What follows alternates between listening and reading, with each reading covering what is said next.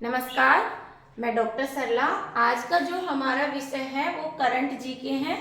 Current में political और mix में पढ़ेंगे। पहला हमारा क्वेश्चन है, गुट निरपेक्ष आंदोलन कब शुरू हुआ? तो जो गुट निरपेक्ष आंदोलन है वो अप्रैल 1961 में, अप्रैल 1961 बेलग्रेड,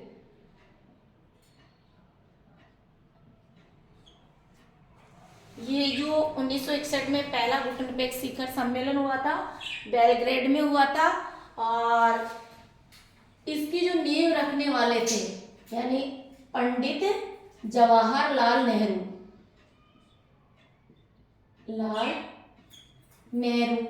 ये तो ऑलमोस्ट क्वेश्चन आता ही आता है। अब देखिए, इसमें अगर पूछ लेते हैं तो इसके जो वर्तमान में सदस्य हैं, मेंबर हैं, वो 120 है, यानी 120 देशों का ये ऐसा मंच है जो एक शक्तिशाली देशों से ये किसी तरह का विवाद नहीं करते, एक मंच साझा सन के मिलकर गुट निरपेक्ष यानी बिना गुट किए, बिना किसी प्रकार के वाद किए एक मंच पर इन देश समूह में करके और आगे देश के विकास की ओर बढ़ाने के लिए ये मंच है 120 देशों का। ठीक है, अब देखिए ये 120 जो देश हैं वो 2012 में इनकी संख्या हुई थी।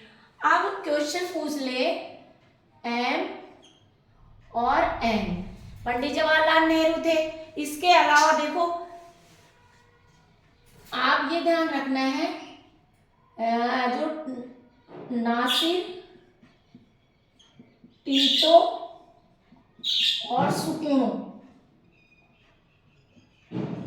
ये राष्ट्रपति थे जिन्होंने भी पार्टिसिपेट किया। ये भी हमेशा कौन कौन पार्टिसिपेट सम्मिलित में, संगत असंगत में दे दिया जाता है। तो ये भी आप नासिर, टीटो और सुकर्णो और इनको लर्न करना है। ठीक है, नेक्स्ट हमारा क्वेश्चन है, डोलू कुनीथा किस राज्य का पारंपरिक ट्रेडिशनल जो नृत्य है वो किस देश का है, किस राज्य का है? तो ये कर्नाटक का है। डोलू कुनीथा किस राज्य का पारंपरिक जो नृत्य है वो कर्नाटक स्टेट का है।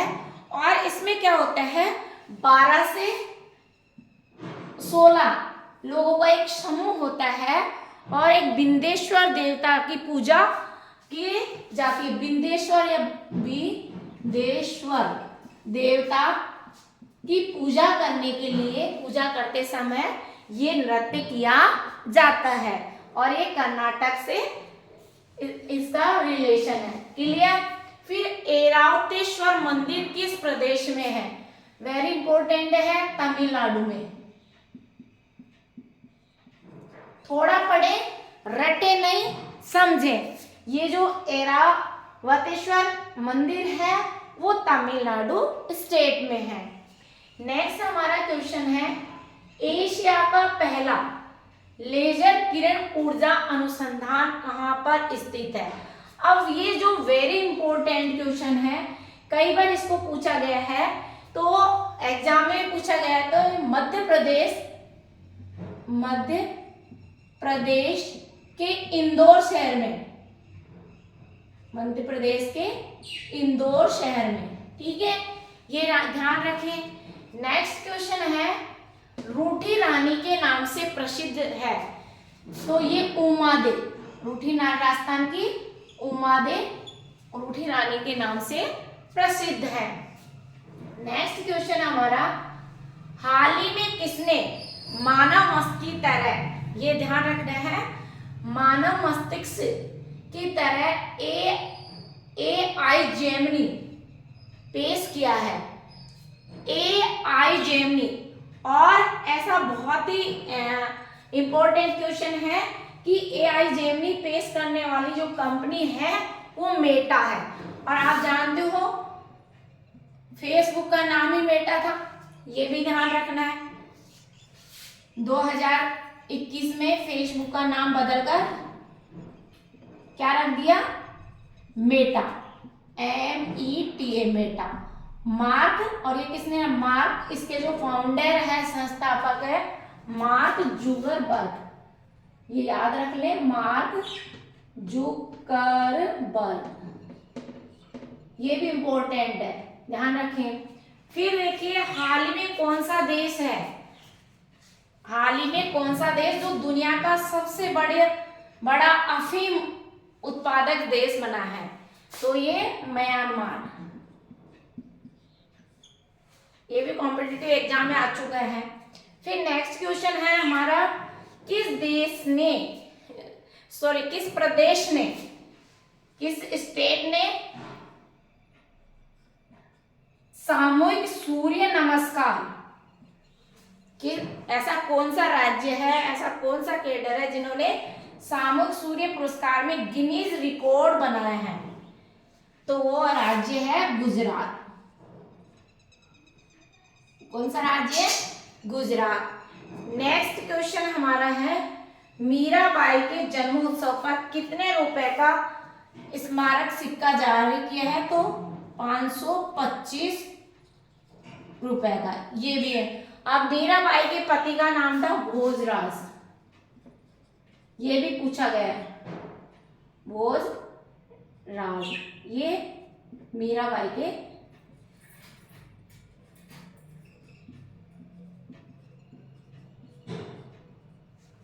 बाल में ये विधवा हो जाती है और ये कृष्ण भक्ति में लीन हो जाती है। मीराबाई बहुत पॉपुलर है, तो कई बार ये भी क्वेश्चन पूछा जाता है।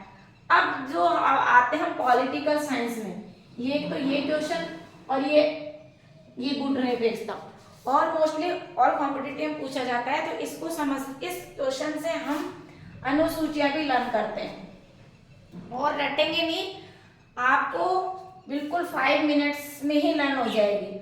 कौन सा राज्य है जो भारत की 6ठी अनुसूची में नहीं आता है, नहीं आता है? 4 ऑप्शन दे दिया, जैसे त्रिपुरा दे दिया, असम दे दिया, मिजोरम दे दिया और सिक्किम दे दिया। तो हमारा आंसर क्या जाएगा, सिक्किम।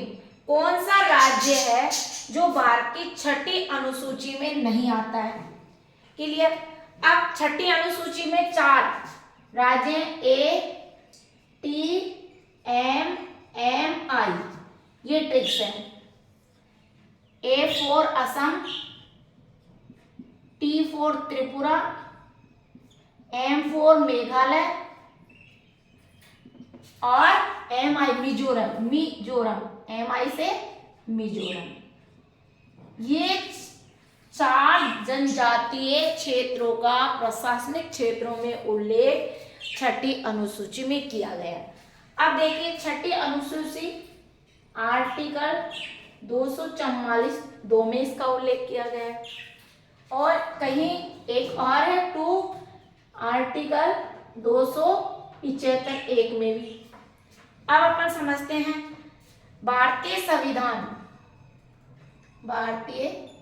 संविधान में कुल वर्तमान में 12 अनुसूचियां हैं, और इस 12 अनुसूचियों का उल्लेख किसमें आर्टिकल में किया गया है, 244(2) में।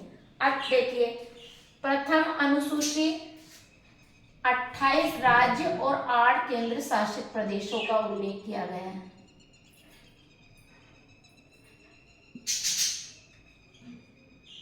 ओके। द्वितीय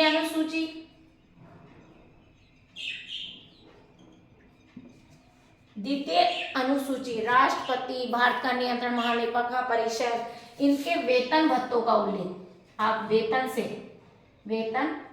भत्तों का उल्लेख किया गया है। रटेंगे नहीं, यही लर्न हो जाएगा। तृतीय अनुसूची में संवैधानिक पद जो संवैधानिक, इसको ऐसे लर्न कर सकते हैं आप, संवैधानिक पदों, तृतीय अनुसूची संवैधानिक पदों के शपथ और प्रतिज्ञान, शपथ व प्रतिज्ञान का उल्लेख किया गया है। ओके, 4th अनुसूची में राज्यसभा में स्थानों का आवंटन वेरी इंपॉर्टेंट, आईएएस में पूछ ली गई है।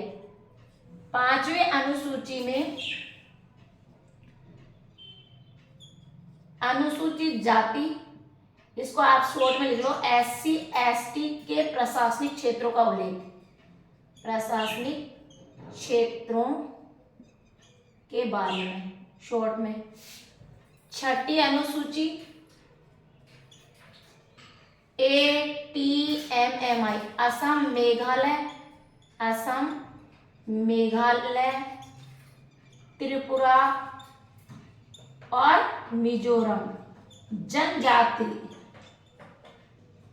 के प्रशासनिक क्षेत्रों का, ओनली फॉर जनजाति ST, 6ठी को ओनली फॉर ST जनजाति के प्रशासनिक क्षेत्रों के बारे में। क्लियर? आप देखिए 7वीं अनुसूची संसूची, राज्य सूची और 3 संसूचियों का उल्लेख, संसूची, राज्य सूची और समवर्ती सूची का उल्लेख किया गया है 7वीं अनुसूची में।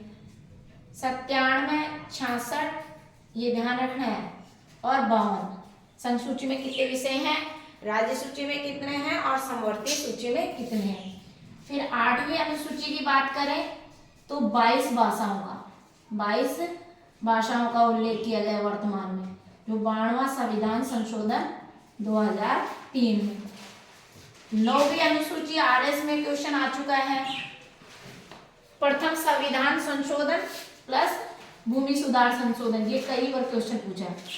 भूमि सुधार संशोधन का उल्लेख कौन सी सूची में किया गया है, 9वीं अनुसूची में। 10वीं अनुसूची, 10वीं में दल बदल कानून का। अब देखिए 52वां संविधान संशोधन 1985 में, यानी दल बदल से मतलब कोई भी लीडर है वो जिस एक पार्टी से जीतकर उसका क्या है लाभ लेकर फिर नेक्स्ट बार दूसरी पार्टी में लाभ लेने के लिए दूसरी पार्टी या दूसरे दल में सम्मिलित हो जाना है को उसको दल बदलू कहते हैं। क्लियर? अब देखिए 11वीं अनुसूची में पंचायती राज शक्तियां और अधिकार। अब आप जानते हो 11वीं अनुसूची में 73वां संविधान संशोधन आ जाएगा। इसको पूरी अच्छी तरह से पिछले वीडियो में देख लेना और नया डाल देंगे, क्योंकि प्रोफेसर असिस्टेंट में 73वां, 74वां, 11वीं और 12वीं अनुसूची बिल्कुल आएगी, 100% आएगी, सिलेबस में है।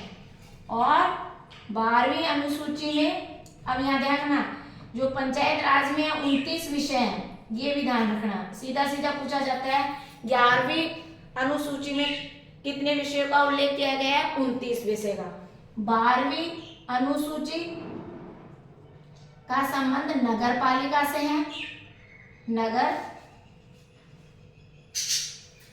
12वीं अनुसूची का संबंध नगर पालिका को शक्तियां, अधिकार, नगर पालिका को क्या क्या शक्तियां, क्या क्या अधिकार है, और इसमें 18 विषय आते हैं। ओके, और ये 74वां संविधान संशोधन इसमें आता है, नगर वाले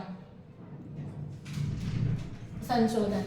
ये क्लियर है? तो यहाँ से हमारा जो ये क्वेश्चन था वो पूरा अनुसूची से तैयार हो गया है।